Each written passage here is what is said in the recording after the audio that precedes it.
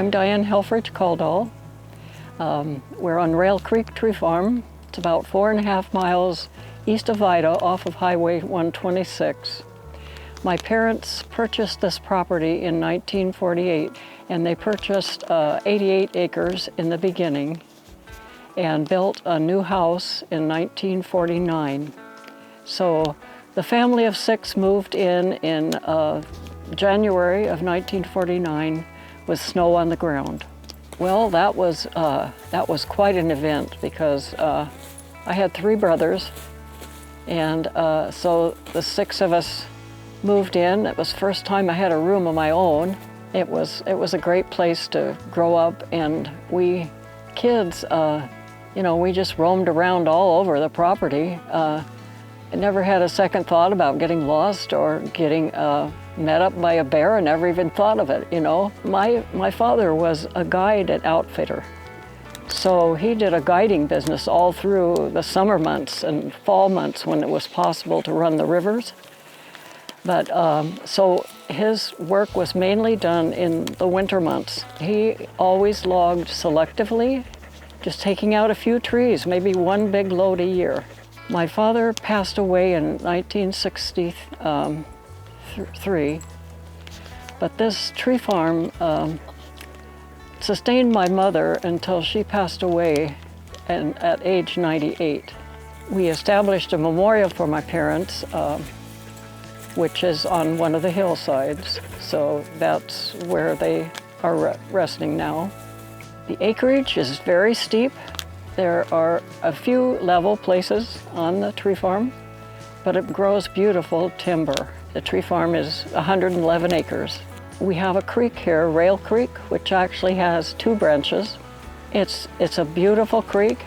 Even during the winter, when some other creeks are muddy, this creek is clear and beautiful. I guess, one of the objectives in the beginning was produce income. I had the property surveyed, so I knew exactly where the boundaries were, and we were going to improve the road. So when the holiday fire came through, of course, we had to change our objectives. We had this last clear cut one, which was 10 acre. It was almost finished before holiday fire came through, but not completely. Part of our logs were lost on the ground. All the logging equipment was burned. I heard everything on the news and from my brother, who was also involved in the fire. So I really didn't know how much damage it had done until they came up here. The home that I grew up in was destroyed, of course. The fire, according to what people told me, came down the valley, 60-mile-an-hour winds. So, yeah, when we came up, it was quite a shock to see all these skeleton trees, that were that had been so green. My management plan now is restoration. And in the beginning, it was produce income, which it did for a time, but that's not possible now, so that's not a part of the plan.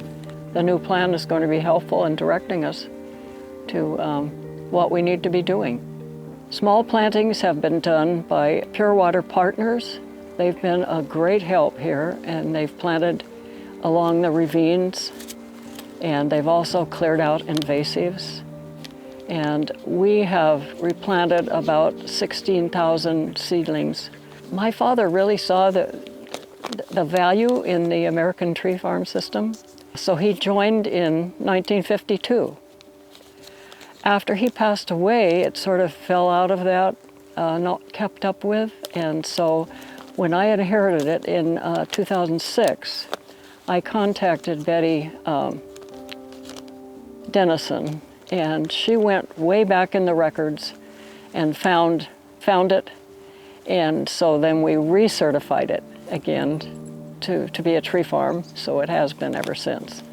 So being part of the American tree farm system is getting the information and keeping up to date on the different laws that are passed.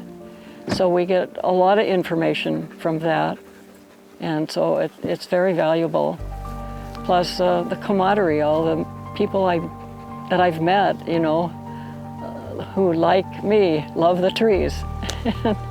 My father really had a vision and knew the value of forest property. At one time, this place was 400 acres. My mother was always saying, oh my gosh, we have so much property, but in the future, that was what sustained her, you know. I would like to tell everyone that has forest property to hang on to it and keep it in forest.